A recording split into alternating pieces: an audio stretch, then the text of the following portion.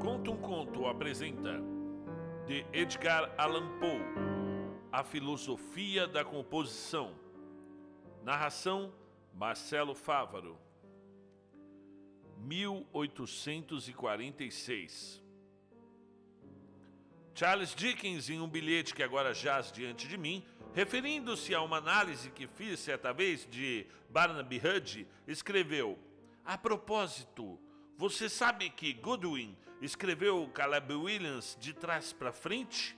Ele primeiro envolveu seu herói em uma trama de percalços, compondo o segundo volume, e só depois, no primeiro, tratou de providenciar uma explicação para o que já estava pronto.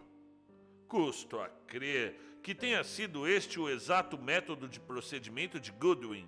Bom, de fato, o que ele próprio afirmou a respeito não se coaduna com a ideia do Sr. Dickens.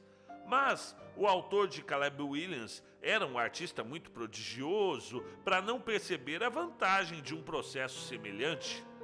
Parece-me bem claro que qualquer enredo digno de nota deva ser elaborado com o seu desdobramento em mente antes mesmo de ser escrito.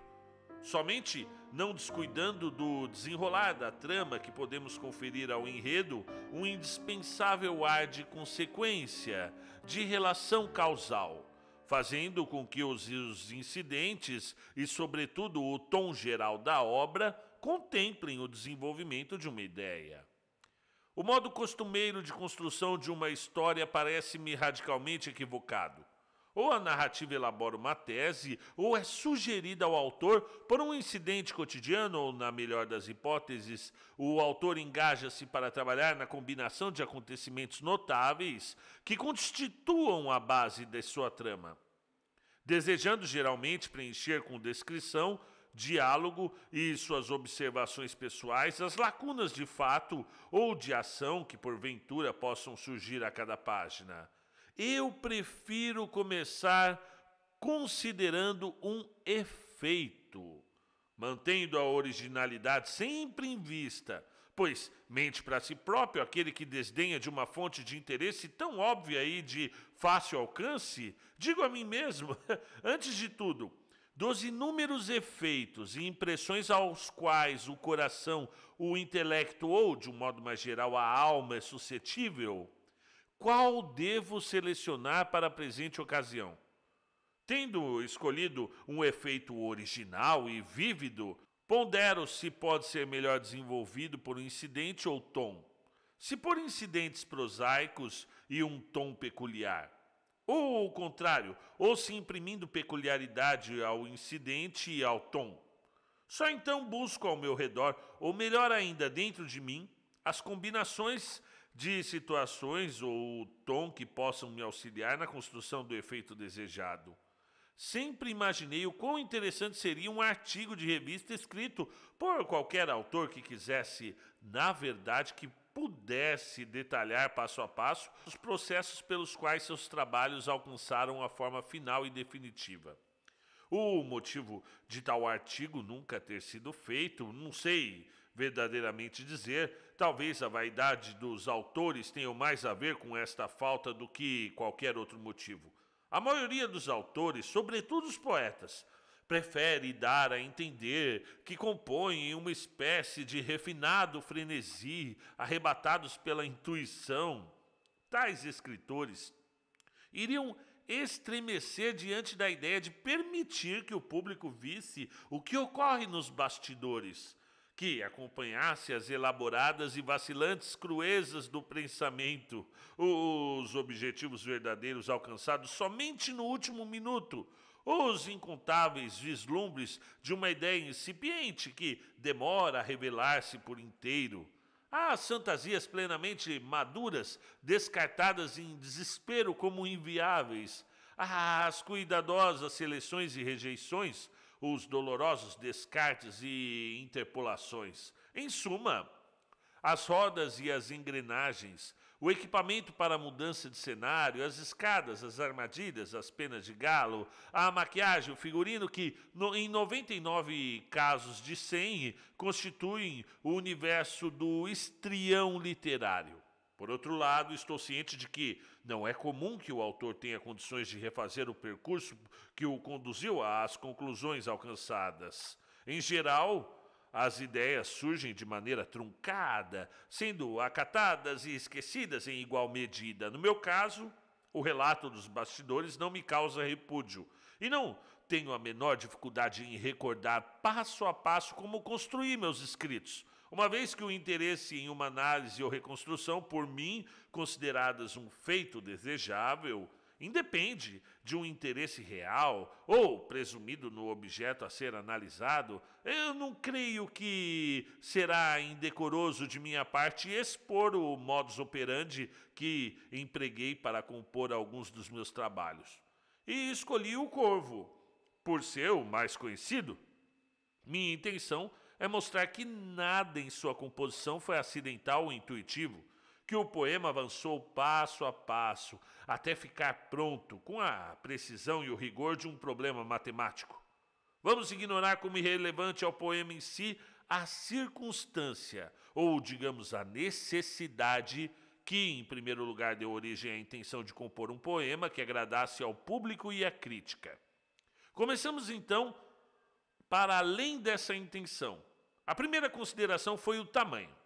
Se uma obra literária é longa demais para ser lida de uma vez só, deve-se dispensar de bom grado o importantíssimo efeito gerado pela unidade de impressão. Pois, se tiver de ser lida em dois momentos distintos, os assuntos mundanos interferem no texto e no seu senso de totalidade, que é destruído.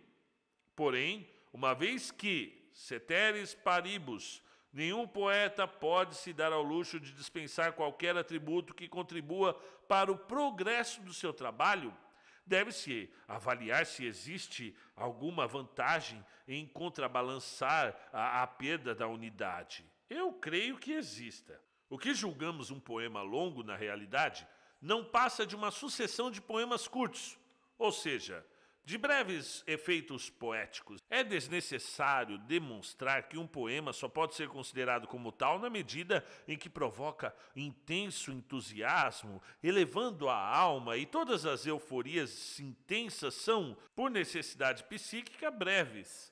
Por esse motivo, metade do Paraíso Perdido é essencialmente prosa, uma sucessão de euforias poéticas intercaladas de forma inevitável com consequentes depressões, privado assim pelo tamanho extremo da obra de um elemento artístico de suma importância, a totalidade ou unidade do efeito. Parece evidente então que haja um limite distinto no que diz respeito ao tamanho a todos os trabalhos literários, o limite da leitura contínua, de uma vez só. E que, embora em determinados tipos de composição de prosa, como em Robinson Crusoe, que não exige unidade, esse limite possa ser ultrapassado de modo vantajoso, ele jamais deve ser ultrapassado em um poema. Dentro desse limite, a extensão de um poema deve ser projetada em matemática proporção ao seu mérito, ou seja, à euforia ou à elevação da alma. Em outras palavras, novamente, ao grau do verdadeiro efeito poético que é capaz de induzir, pois está claro que a brevidade deve estar em proporção direta com a intensidade do efeito desejado, com a condição de que um certo grau de duração é requisito indispensável para a produção de qualquer efeito. Levando isso tudo em consideração, bem como o grau de entusiasmo que julgo não estar acima do gosto do público, nem abaixo da opinião da crítica, logo defini o tamanho adequado para o poema que visava compor.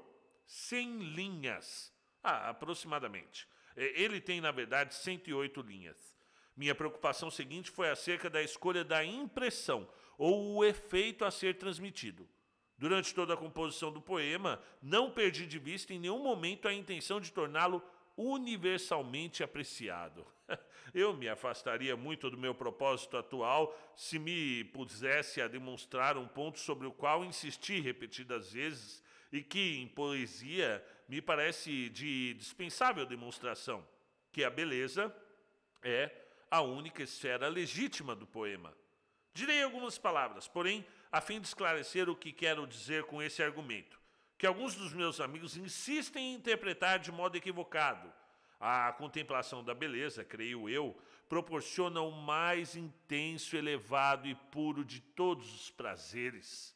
Na verdade, quando se fala em beleza, não está se referindo exatamente a uma qualidade, como supõe, e sim a um efeito. Está se referindo, em suma, à intensa e pura elevação da alma, não do intelecto ou do coração, ao qual mencionei que pode ser extraída da contemplação do belo. Considero a beleza a esfera do poema simplesmente por ser uma regra óbvia da arte. Que efeitos devam surgir de causas diretas, que os objetivos devam ser alcançados pelos melhores meios de obtenção, e ninguém até hoje foi tolo bastante para negar que o melhor meio de obter a elevação peculiar a qual eu me refiro seja o poema. Já o propósito da verdade, a satisfação do intelecto ou da paixão, a euforia do coração, são, embora alcançáveis até certa medida da poesia, muito mais fáceis de serem obtidos na prosa. A verdade requer uma precisão e a paixão uma simplicidade. Os apaixonados vão compreender que são absolutamente antagônicas à beleza e que, repito, constitui a euforia ou a elevação prazerosa da alma. Não é minha intenção que se deduza pelo que afirmei até aqui, que paixão ou verdade não possam ser introduzidas até mesmo de forma vantajosa em um poema, pois podem servir para elucidá-lo ou auxiliá-lo do seu efeito geral, como dissonâncias em uma música. Contudo, o verdadeiro artista vai sempre buscar, em primeiro lugar, mantê-las submissas ao seu objetivo predominante e, em segundo, a entretecê-las o tanto quanto possível na beleza que é a esfera e a essência do poema. Tomando, portanto, a beleza como a minha esfera, minha próxima decisão foi acerca do tom de sua manifestação mais elevada. E a experiência já demonstrou, esse tom é o da tristeza. A beleza de qualquer tipo, em seu desenvolvimento supremo, leva a alma sensível às lágrimas. A melancolia é, consequentemente, o mais legítimo de todos os tons poéticos. Uma vez determinados tamanho, esfera e tom, engajei-me em buscar de algum estímulo artístico que pudesse servir como chave na construção do poema, a base que haveria de sustentar toda a estrutura. Considerando todos os efeitos artísticos habituais, os elementos no sentido teatral, logo percebi que nenhum fora mais universalmente empregado do que o do refrão. A universalidade do recurso foi o suficiente para me convencer do seu valor intrínseco e poupou-me da necessidade de submetê-lo à análise. Avaliei, contudo, a sua capacidade de aperfeiçoamento e constatei que estava em condição primitiva. Tal como era comumente usado, o refrão não só ficava limitado ao verso lírico, como dependia, para a impressão de monotonia, do som e da ideia. O prazer era extraído unicamente do senso de identidade, de repetição. Decidi diversificar e aumentar assim o seu efeito, aderindo em geral à monotonia do som, mas variando continuamente a da ideia. Ou seja, visei produzir efeitos novos usando a variação costumeira, mantendo o refrão em si invariável. Definidos tais pontos, pus-me a refletir sobre o tipo de meu refrão. Já que seu emprego deveria ser repetidamente variado, estava claro para mim que teria que ser breve, pois uma frase longa constituiria numa dificuldade intransponível para as variações frequentes. A brevidade da frase, é claro, seria proporcional à facilidade da variação. Logo concluí que o meu melhor refrão seria o composto por uma única palavra. Passei então a refletir sobre a natureza dessa única palavra. Tendo-me decidido pelo refrão, a divisão do poema em estrofe era óbvia, consequência, o refrão formando o fechamento de cada estrofe. Não tive dúvida de que tal fechamento, para ter força, deveria ser sonoro e suscetível a uma ênfase prolongada. Tais considerações me conduziram, inevitavelmente, ao O como a vogal mais sonora e ao R como a consoante mais viável. Determinado o som do refrão, fez-se necessário selecionar uma palavra que o representasse e, ao mesmo tempo, se mantivesse compatível com a melancolia que eu elegera para dar o tom ao poema.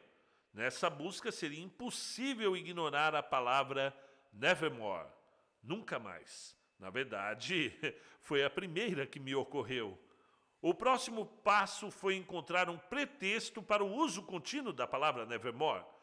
Observando a dificuldade que tive para inventar um motivo suficientemente plausível para a sua repetição contínua, não pude deixar de perceber que tal dificuldade surgia da suposição de que a palavra seria proferida de modo contínuo e monótono por um ser humano. Não pude deixar de perceber, em suma, que a dificuldade estava na conciliação dessa monotonia com a capacidade de raciocínio de quem haveria de repeti-la. Foi então que, de imediato, surgiu a ideia de uma criatura irracional, capaz de articular palavras. Naturalmente, pensei comigo, um papagaio, mas logo em seguida me ocorreu o corvo, como animal igualmente dotado da capacidade de fala e muito mais compatível com o tom que eu pretendia dar ao poema. Cheguei assim à seguinte elaboração: um corvo, um pássaro de mau agouro, repetindo monotonamente uma única palavra, nevermore, no fechamento de cada estrofe de um poema de cerca de 100 linhas, escrito em um tom melancólico. Então, sem perder de vista a soberania ou a perfeição do objeto, perguntei-me: de todos os temas melancólicos, segundo o entendimento universal da humanidade, qual é o mais melancólico de todos? A morte, foi a resposta óbvia. E em quais circunstâncias esse mais melancólico dos temas torna-se mais poético? Tendo em vista o que já expliquei com mais detalhes anteriormente, a resposta aqui também se fez óbvia. Quando aliada à beleza, a morte de uma bela mulher é indubitavelmente o tema mais poético do mundo e, da mesma feita, não resta dúvida de que os lábios mais apropriados para evocar esse tema sejam o do enamorado de luto por um amor. Combinei assim as duas ideias: um enamorado lamentando a morte da amada e um corvo repetindo continuamente a palavra nevermore. Tinha que combinar ambas, tendo em mente a invenção de variar a aplicação da palavra repetida, mas o único de modo inteligível de tal combinação seria imaginar o corvo empregando a palavra como resposta às indagações do enamorado. Foi então que percebi a oportunidade oferecida para o efeito do qual eu dependia, e isto é, o efeito da variação da aplicação. Vi que poderia criar a primeira indagação do enamorado, a primeira para a qual o corvo responderia, nevermore, como um lugar comum, a segunda não tão comum, a terceira menos ainda, e assim por diante, até que, por fim, o enamorado, desperto de sua indiferença inicial pelo caráter melancólico da palavra em si, por sua repetição frequente e pela reputação agourenta do pássaro que a proferia, acabasse tomado por uma agitação supersticiosa e pudesse a formular febrilmente indagações de outra natureza, indagações cujas respostas lhe eram caras, movido por meio de uma superstição e meio por uma espécie de desespero que se deleita no alto flagelo, se pusesse a formulá-las, não por crer na natureza profética ou demoníaca do pássaro, pois a razão lhe assegurava que o corvo está apenas repetindo algo que aprendeu mecanicamente, mas por experimentar um prazer frenético em modular suas perguntas para receber como resposta o esperado nevermore, o mais delicioso dos pesares por ser igualmente intolerável. Percebendo a oportunidade que se descortinava, ou, em sentido mais estrito, que a mim se impunha no desenrolar de minha construção, estabeleci primeiro em minha mente o clímax ou indagação conclusiva? A pergunta para o qual Nevermore seria a resposta derradeira, carregada de pesar e desespero absolutos. Pode-se dizer que o poema começou pelo fim, pois todas as obras de arte deveriam começar pelo fim, porque foi com o desfecho em mente que pus a caneta sobre o papel e pus-me a compor essa estrofe. Profeta, ou que quer que sejas, ave ou demônio que negrejas, profeta sempre, escuta, atende, por esse céu que além se estende, pelo Deus que ambos adoramos, fala, dize essa alma, se é dado ainda escutá-la, no Éden celeste a virgem que ele chora, nesses retiros sepulcrais, essa que ora nos céus anjos chamam Lenora, e o corvo disse, nunca mais. Compus logo essa estrofe para que, ao estabelecer o clímax em primeiro lugar, eu pudesse variar a graduar melhor no que diz respeito à seriedade e importância, as indagações anteriores do enamorado, e em segundo lugar, pudesse definir o ritmo, a métrica, o tamanho e a disposição geral das estrofes, bem como graduar as anteriores para que nenhuma pudesse superar esta primeira em seu efeito rítmico. Se, porventura, na composição subsequente eu fosse capaz de construir estrofes mais vigorosas, não teria nenhuma objeção a enfraquecê-las de propósito, para que não interferissem no efeito de maturação do texto. E cabem também aqui algumas palavras sobre a versificação. Meu primeiro objetivo, como de costume, foi a originalidade. Para mim, o modo como esse fator tem sido negligenciado em versificação é uma das coisas mais inexplicáveis do mundo. Mesmo reconhecendo que existe pouca possibilidade de variedade no ritmo, é evidente que as variações possíveis em métrica e estrofes são absolutamente infinitas e, no entanto, durante séculos, ninguém jamais fez ou julgou fazer algo original em matéria de versos. Acontece que a originalidade, exceto em mentes de vigor incomum, não é de forma alguma uma questão, como alguns supõem, de impulso ou intuição. Em geral, para ser alcançada, deve ser buscada com afinco, e embora seja um mérito positivo da mais alta categoria, exige de sua obtenção menos invenção do que negação.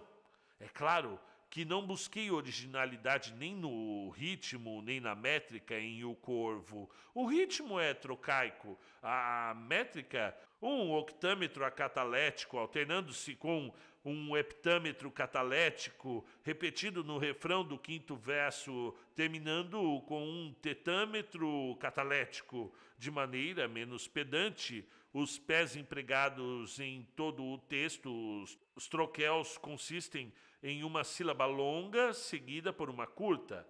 No primeiro verso da estrofe é formado por 8 pés, o segundo de 7,5, o terceiro de 8, o quarto de 7,5, o quinto também de 7,5, o sexto de 3,5.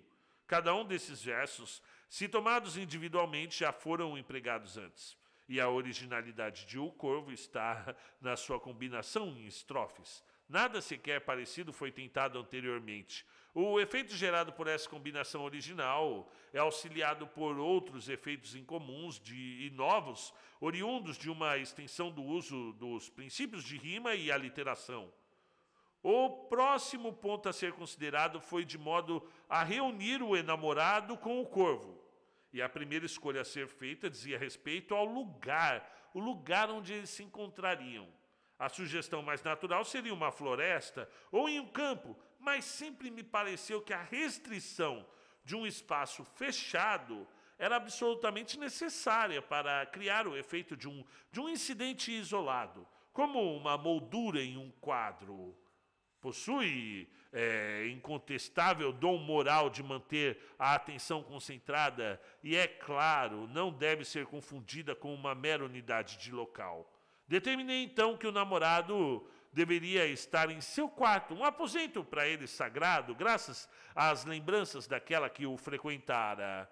O quarto é representado no poema como ricamente decorado, com base nas ideias que já expliquei sobre o tema da beleza como único tema realmente poético. Uma vez escolhido o local, precisava introduzir o pássaro e a ideia de introduzi-lo pela janela foi inevitável. A ideia de fazer com que o enamorado supusesse em um primeiro momento que o bater das asas do pássaro na veneziana fosse uma batida à porta surgiu do meu desejo de aumentar a curiosidade do leitor, prolongando-a, e de um desejo de produzir um efeito incidental ao fazer que o enamorado, abrindo a porta e encontrando apenas a escuridão lá fora, imaginasse que talvez pudesse ser o espírito de sua amada o chamando.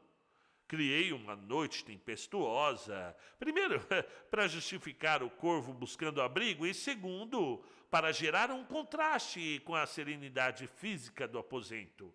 Fiz com que o pássaro pousasse no busto de Palas para gerar também um contraste entre o mármore e a plumagem, dando a entender que o busto foi sugerido pelo pássaro, sendo o busto de Palas escolhido por sugerir uma erudição do enamorado e pela sonoridade da palavra Palas. Na metade do poema também recorria à força do contraste para intensificar a sua impressão final. Por exemplo, a entrada do corvo ganhou um ar fantástico, beirando o máximo de extravagância que o poema permitia, e ele surge tumultuosamente. Trecho. Não despendeu em cortesias. Um minuto, um instante tinha o aspecto de um lorde ou de uma lady, e pronto e reto, movendo no ar suas negras alas, acima voa dos portais, trepa no alto da porta.